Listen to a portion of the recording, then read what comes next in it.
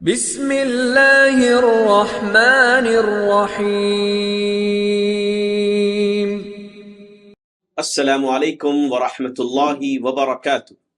Sunday class lesson number 13, basic religious teachings. The third pillar of Islam is Zakat. Dear children, we have been discussing the details of the 5 pillars of Islam. The structure of Islam rests on these 5 pillars. We have already explained the first and second pillar of Islam, which are Tawheed and prayer.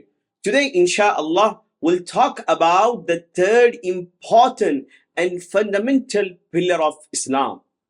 Children, do you remember what the third pillar of Islam is?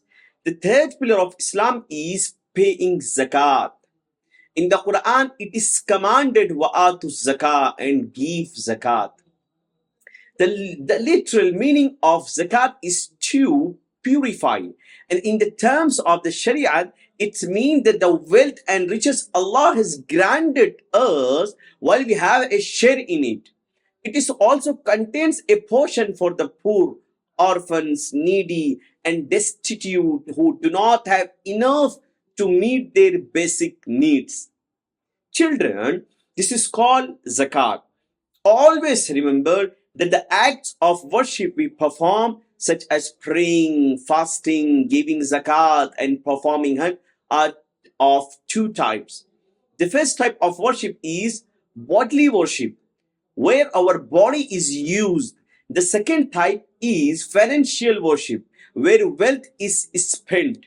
Now think for yourself which acts of worship among prayer, fasting, zakat, and hajj are bodily and which are financial. Dear children, every act of worship can be understood through reflection. If you think about it, you will figure out which acts are bodily worship and which are financial worship. Even before we tell you, look, when we perform prayer, only our body is used. So we call prayer bodily worship. Similarly, when we fast, only our body is used because it is our body that endures hunger and thirst.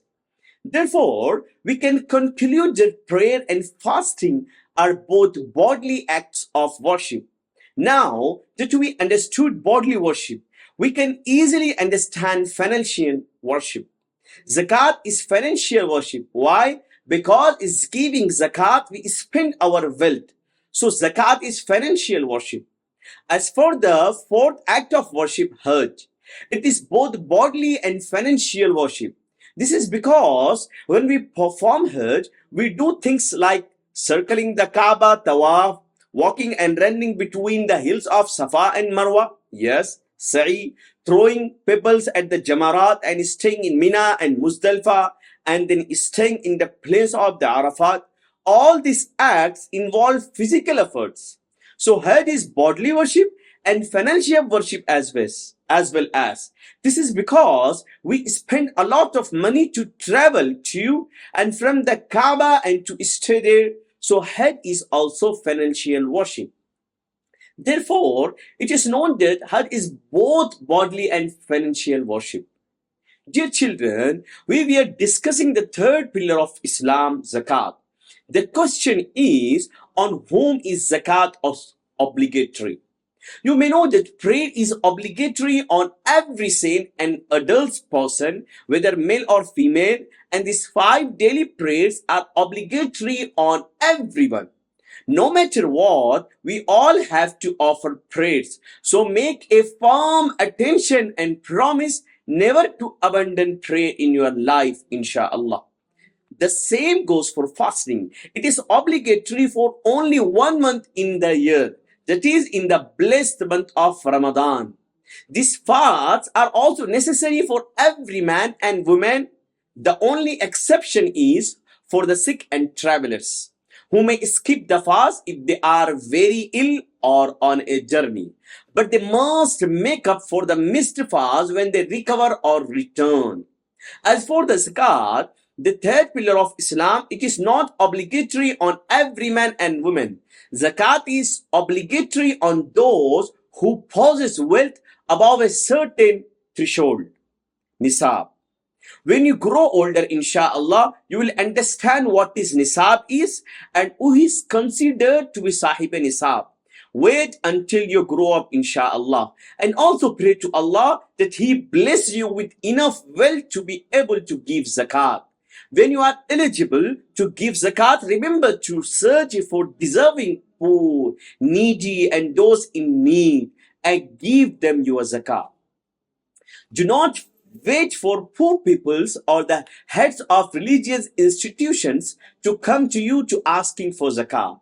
Instead, go yourself to the madrasa or the poor and needy and give your zakat directly to them.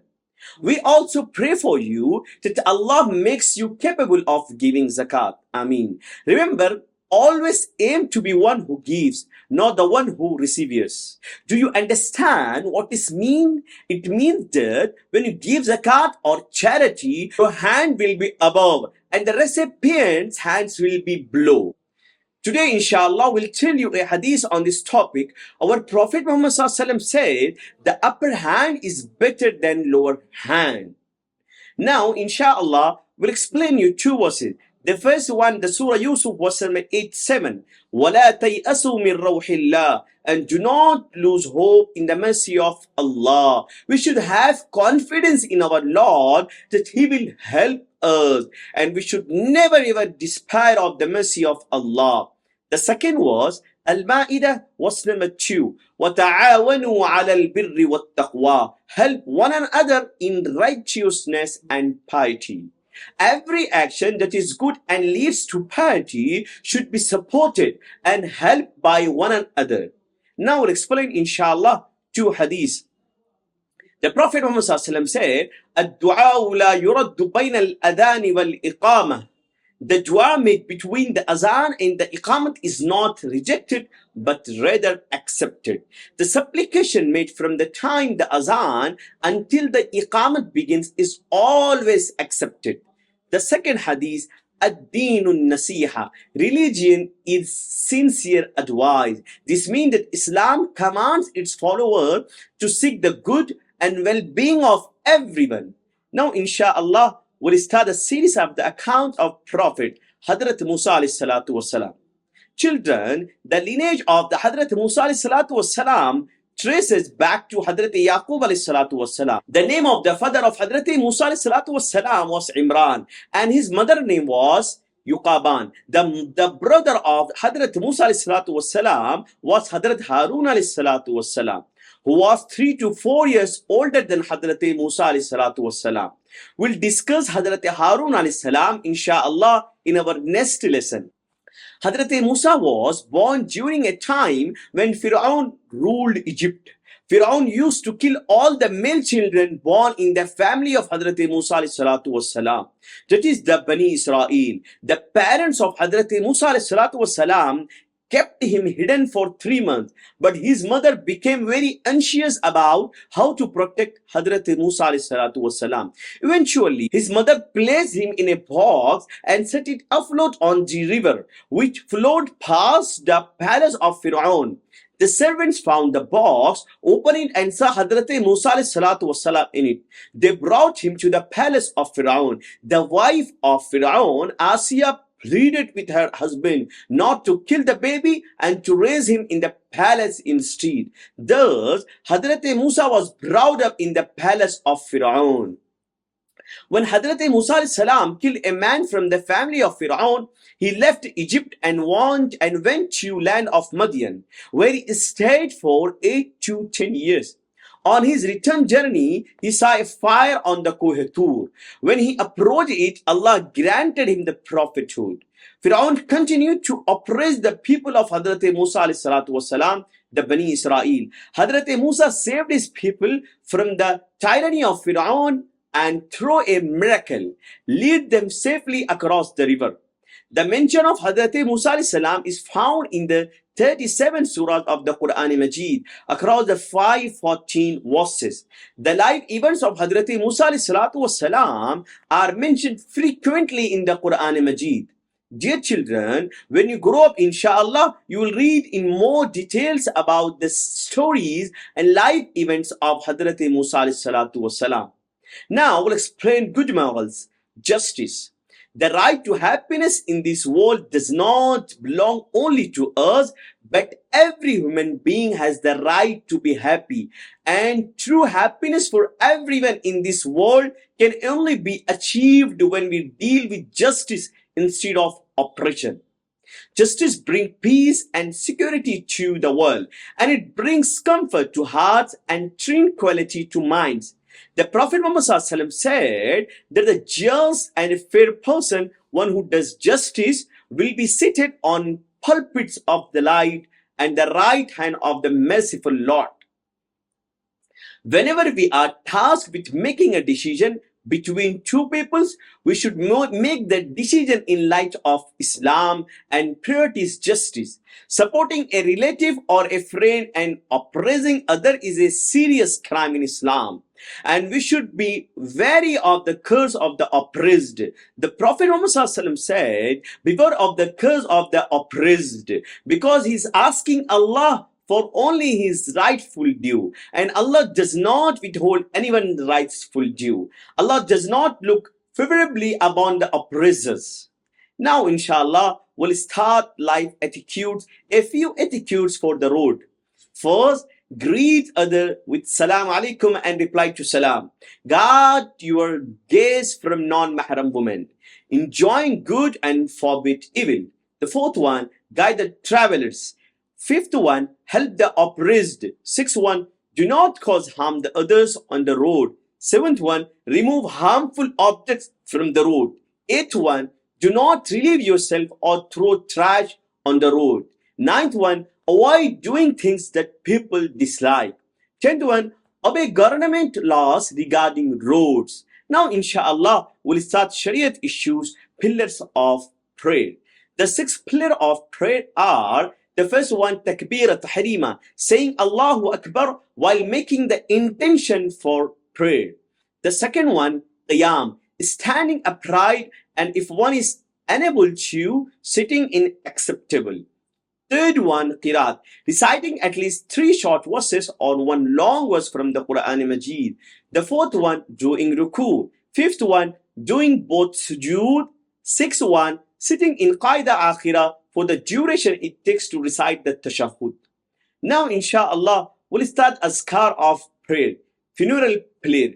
The first one, the niyyah, is the intention in the heart, and verbal expression is not required. The intention should be in the heart for the pleasure of Allah. I am performing the funeral prayer of such and such a deceased person, following this imam.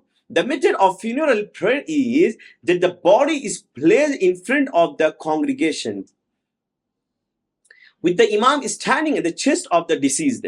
The congregation stands behind the imam in rows. It is sunnah for the rows to be in odd numbers, such as 1, 3, or 5 rows. The imam will say the first takbir, after which the follower raise their hands to the ears and tie them, and then recite sana.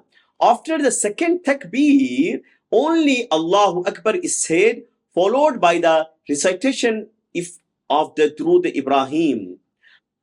After the third takbir, the following supplication is recited for an adult man or woman. Allahumma ghfir li hayyatina wa mayyitina wa shahidina wa ghaibina wa saghirina wa kabirina wa dhakarina wa unthana. اللهم من أحييته منا فأحيه على الإسلام ومن توفيته منا فتوفه على الإيمان. Now, children, let's ask you a question, you give answers. Okay? Our question, your answer. The first one, tell what is the third pillar of Islam. Second one, what is the literal meaning of Zakat. Third one, according to Shariat, what is Zakat. The fourth one, is Zakat a financial or physical act of worship? Fifth one, is fasting a physical or financial act of worship? Sixth one, is prayer a physical or financial act of worship? Seventh one, is Hajj a financial or physical act of worship? Eighth one, on whom is Zakat obligatory? Ninth one, which is better, the upper hand or the lower hand? 10th one, narrate the Hadees you hear today. 11th one, what is the meaning of وَلَا تَيْأَسُوا مِنْ رَوْحِ اللَّهِ? 12th one, what was the name of the father of Hazrat Moosa alayhi salatu wassalam? 13th one, is Hazrat Harun older or younger than Hazrat Moosa alayhi salatu wassalam? 14th one, from whose operation did Hazrat Moosa alayhi salatu wassalam save his people? 15th one, state 3 etiquettes for the road. Okay, then class is dismissed. I'll see you then next Sunday. Barakallahu feek. Assalamu alaikum wa rahmatullahi wa barakatuh.